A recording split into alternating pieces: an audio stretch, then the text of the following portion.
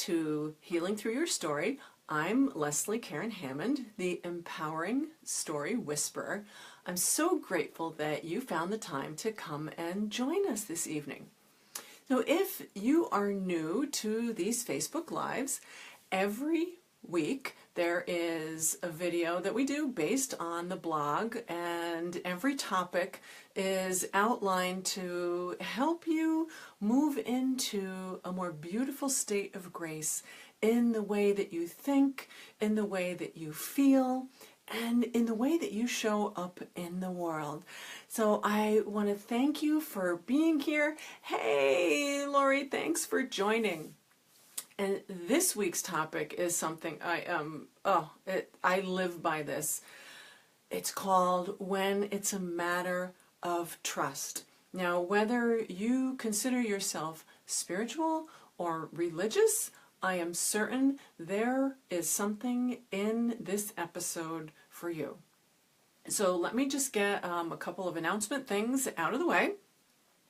So if you've been enjoying these videos and you know someone who may benefit, I would love for you to share this with them, because the higher vibration that we all occupy, and as cliche as this sounds, a better place this world will be for all of us.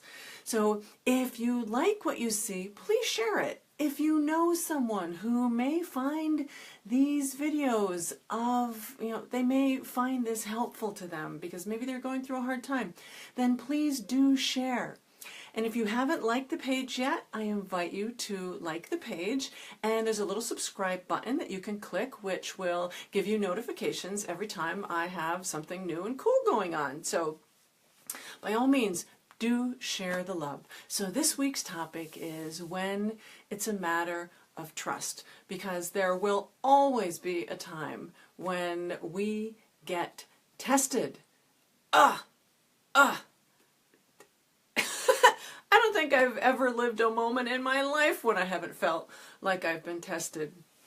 But I will say this, that over the course of, I'd say, when I really started developing a spiritual practice and making this a way of life, so over the past probably 18 years, the word trust has taken on a completely new meaning. Completely new meaning.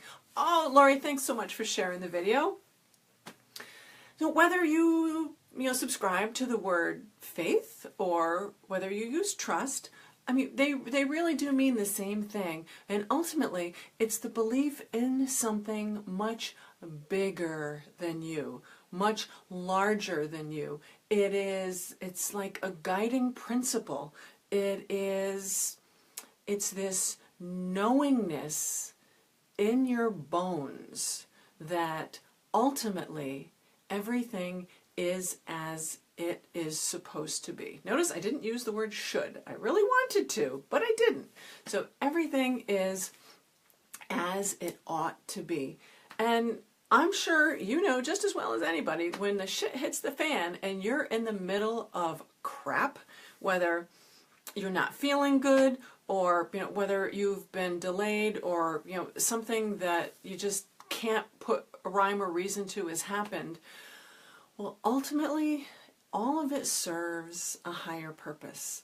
And to be able to own with every ounce of your being this element of having faith or having trust, it's huge. It will make the difference between you fully showing up in the world and you holding back because you're living in a state of fear. Now, granted, every one of you, and myself included, we all have stuff, whether it's emotional stuff, whether it's health stuff, whether it's mental stuff. We all have stuff. But when you can take a look at whatever it is you're in the midst of, from the perspective of, I'm certain that what I'm in the middle of is what I need to be experiencing. Now, please don't mistake for a minute that there aren't times when I'm not kicking and screaming, shaking my fists up at the heavens, and every once in a while I might even flip them off if I'm really pissed. So don't think for a moment that I don't have those, aha moments or those little epiphanies when I find I'm behaving like a petulant child because I don't like what's going on. I'm human. But the key is to, embrace your humanness, but don't stay in that trap for too long. Yeah, I know it's, sometimes I think, you know what, you just can't make this shit up because, what are they, bored? They need something to laugh at, so they're going to start throwing things at me and see what I do? Sometimes it feels like that. But over the course of time, so think of this like a muscle, that the more you occupy this mindset, the easier your day-to-day will become. The easier it will be for you to love again when your heart's been broken. The easier it will be for you to take chances on a friendship when someone's turned their back on you. The easier it will be for you to trust someone when they didn't hold that same trust for you. So firmly believing, and I guess belief is more of a mind thing, so we're going to lower that a little bit. And when I say lower that, we're going to bring that from the head to the heart.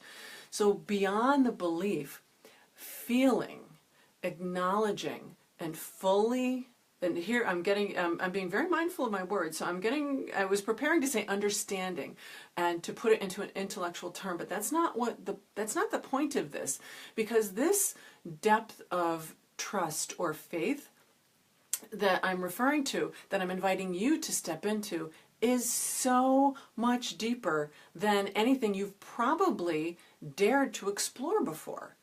Because this is something, this is literally like falling and believing that you'll be okay. It's jumping off the cliff, and here I went and I said believing again, but it's like jumping off the cliff and trusting that the net will appear. Now, please don't think for a moment that I'm talking about blind, unthought out craziness where you're not doing your part of the work. But I'm referring to these little chances that you can take along the way, and doing so from a place of faith and trust instead of from a place of fear. Now, for any of you who have been married and then divorced, you know what I mean when it comes to having faith that you might find love again, or trusting that you will know when Mr. or Mrs. Right comes along. It's fully trusting that God, Buddha, Spirit, Creator, Source, by whatever name you choose to call your higher power, it's really an act of surrendering to them. There's still the component of doing your part and making sure that you're not just praying all the time and not taking action, because that's an imbalance. It's important that you do your part. However, that trust and that faith piece, it's monumental. Absolutely monumental. So I invite you to think about situations when you pause and you begin to second guess because all of a sudden it occurs to you, and this is a thinking thing, it occurs to you that maybe this is not the right thing. You start thinking like, oh, maybe I shouldn't be doing this. Maybe this is not a good idea. So if you start thinking that you are not protected, well, then you open yourself up to not being protected. So I encourage you to strongly believe and to own with every sense of your being that regardless of what's happening in your life, that they have your back. that you are a child of the light. You are a divine creature. You are a person here with a mission to fulfill. If that mission isn't clear to you yet, that's okay, because you're doing, I'm always really conscious of words, so I want to say you're doing the work, but I would rather refer to it as sacred play. So you're doing the sacred play piece to better understand where you are meant to be, how you're meant to fit in, how you're meant to serve in this lifetime. Now, for those of you who have been practicing spirituality for some time and you believe in reincarnation, then this next statement may come easier for you. For those of you that's kind of new and a little progressive, and you may kind of say, ooh, not so sure about that. But it's always been a belief of mine that we keep coming back until we get it right. And every time that we come back, we get a little more of it right. We get a little more of it right. But there is this healing that occurs in each of us that goes far beyond the present physicality that we now occupy. So for example, when you do personal work, you're not just impacting you. You're impacting those immediately in your circle. You are impacting your friends. You are impacting the people in your civic groups, in your church, your coworkers, the people that you go bowling with. I mean, everyone who is within your community. And just in case you're thinking, oh, who, me? That's not me. I'm just so-and-so.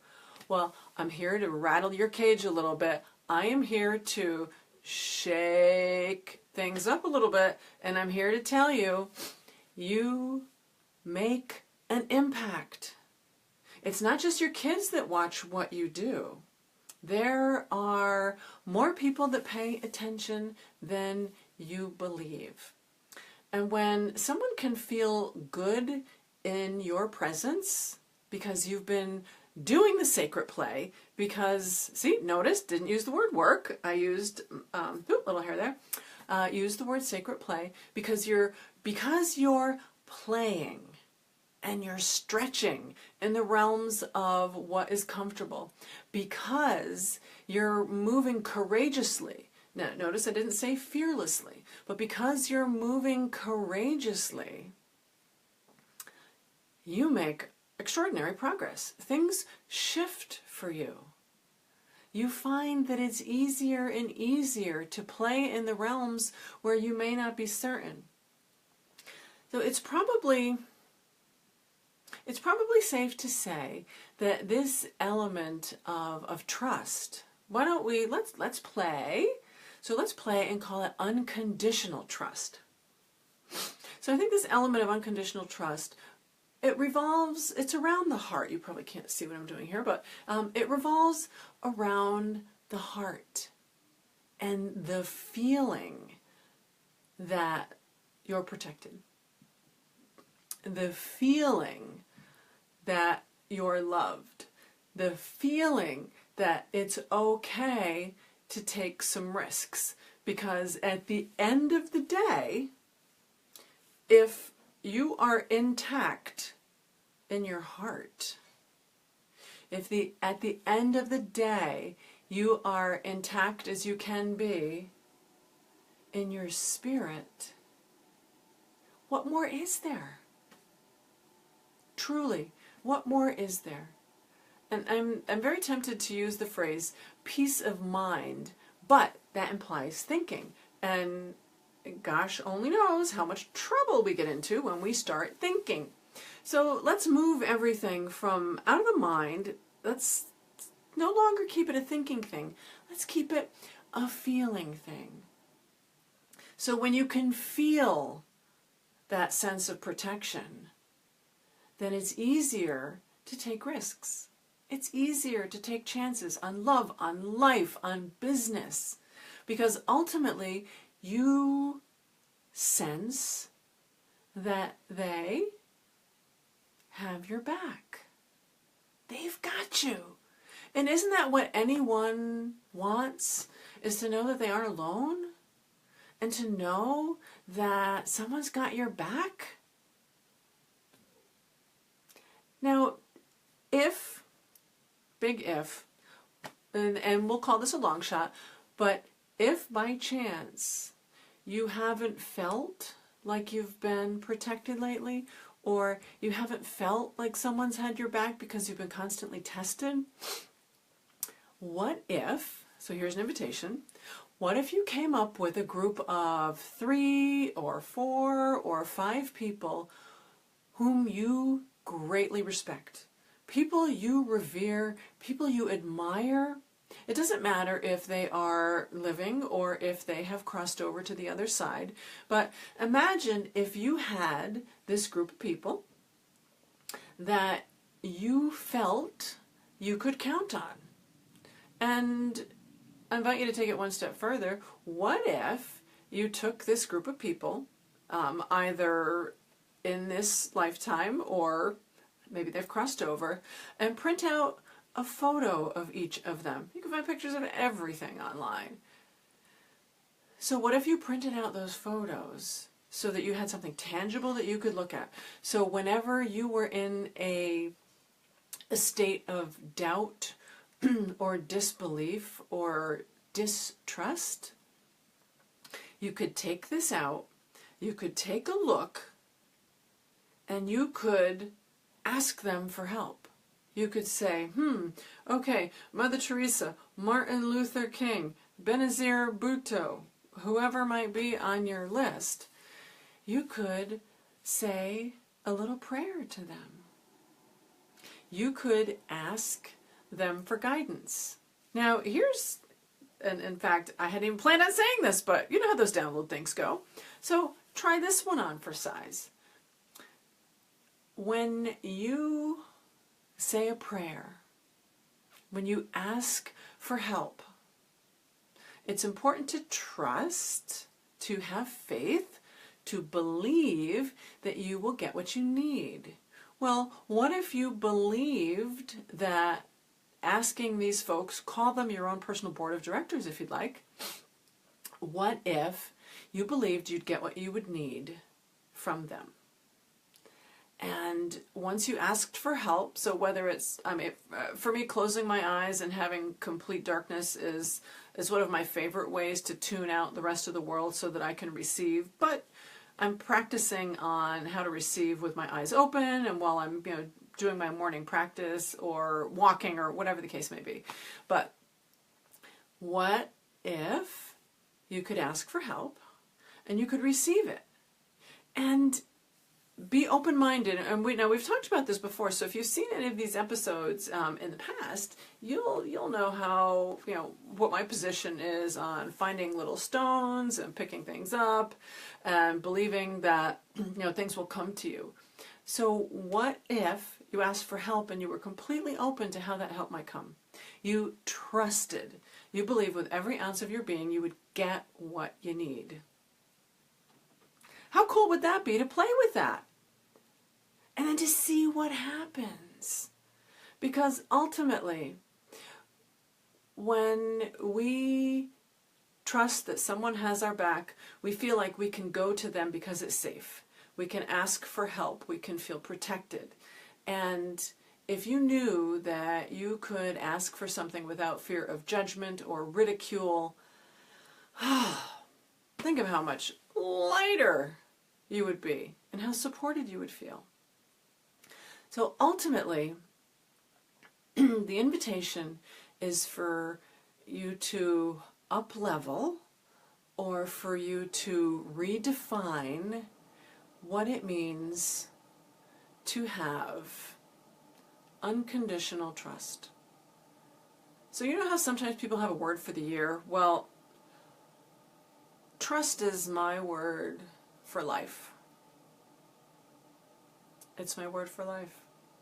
I had to trust. And now, mind you, this took a little while because the thinking piece, and at a time when I might have enjoyed playing the victim, way back when I was, I was still in the single digits. I wasn't even 10 yet. But I had to trust there was a higher purpose for my biological mother being taken from me when I was 1.5 years old. I had to trust that being in a marriage to an alcoholic for 18 years was going to serve me somehow.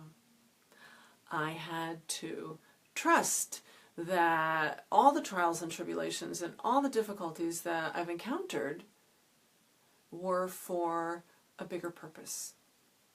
And I invite you to think about that from the same perspective. Now, I meant to mention this earlier. Let me just check my notes. Every week there is a complimentary gift. Everybody likes free stuff. So there is a gift for you that accompanies the theme this week. And that is how to believe everything happens for a reason. So the way to get that is go on to LeslieKarenHammond.com/12Destiny. Again, LeslieKarenHammond.com/12Destiny.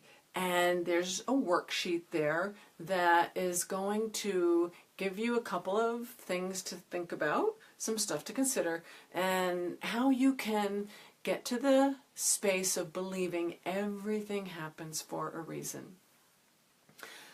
It's all, if you haven't got faith, if you haven't got your belief in something bigger than you, if you don't trust that you're on the right path, then what have you got? What have you got? And life is so much richer when you can live with a place without fear, when you can source from a place of love. And that happens when you have faith and when you trust. Everything is as it should be. Well, I really hope there was a couple juicy nuggets that you were able to take from this today. I invite you to share this video and share these episodes on Wednesdays, because if there's someone you know who could benefit, by all means, please extend the message, convey the love. And then secondly, if you like inspiration and you like new ideas on how to take a look at things, I invite you to check out the Facebook group Divine by Design. We are in the midst right now of a challenge. It's called the Grow Your Light Challenge. That's going to take you through. It's 21 days. Right now we are on I think today's day 7. And every day there's a little teeny tiny something that's presented to you. It takes less than 5 minutes. But the goal is to help you fully step in, fully connect, and just be that brilliant human being that you are. So thank you for joining. So glad that you were here. If you're catching us on the replay, thank you, thank you, thank you. So much love and light to you. And I look forward to seeing you again next week. So be well, many blessings, and we'll see you soon. Bye for now.